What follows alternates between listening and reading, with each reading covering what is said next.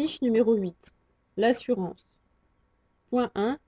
Les différents types d'assurance. Deux types d'assurance. L'assurance obligatoire pour circuler, les assurances facultatives. Point 2. L'assurance obligatoire. En France, pour circuler librement, vous devez posséder la responsabilité civile, appelée également assurance au tiers. Cette assurance permet d'indemniser les victimes auxquelles vous avez causé des dégâts. Ni les dégâts subis par votre véhicule, ni vos blessures ne seront indemnisés. Point 3. Les assurances facultatives. Il existe 6 types d'assurances facultatives auxquelles le conducteur peut souscrire. La garantie dommage au conducteur, qui couvre le motard, que l'on soit responsable ou non d'un accident. La garantie dommage pour les dégâts matériels, qui couvre la moto d'éventuels dommages causés. On compte 2 types de garantie dommage pour les dégâts matériels. La garantie dommage collision, qui indemnise le motard et sa moto, même s'il est responsable de l'accident, seulement si l'autre auteur a été identifié. Et la garantie dommage tous accidents, qui indemnise les dégâts de la moto et de l'assuré, même s'il n'y a pas eu de collision.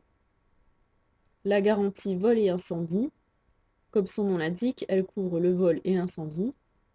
La garantie défense et recours, elle prend en charge vos frais de défense lors d'une éventuelle poursuite judiciaire. La garantie prêt de la moto. La garantie équipement. Si vous avez équipé votre moto, cette garantie permet de prendre en charge le remboursement de vos équipements. Point 4. Les conséquences d'un défaut d'assurance. Le défaut d'assurance peut avoir des conséquences très lourdes lors d'un contrôle des forces de l'ordre ou lors d'un accident. Point 5. Le cas de refus de payer de l'assureur. L'assureur peut refuser de vous indemniser même si vous n'êtes pas en tort, notamment dans les cas suivants. Vous avez consommé de l'alcool ou des stupéfiants, vous roulez sur une moto qui ne correspond pas à la catégorie que vous avez le droit de conduire, vous n'avez pas l'âge minimum obligatoire, votre permis n'est plus en cours de validité, vous avez modifié techniquement votre machine, vous avez fait une fausse déclaration à l'assureur, vous avez créé l'accident dans le but de vous faire indemniser, vous n'avez pas réglé votre police d'assurance.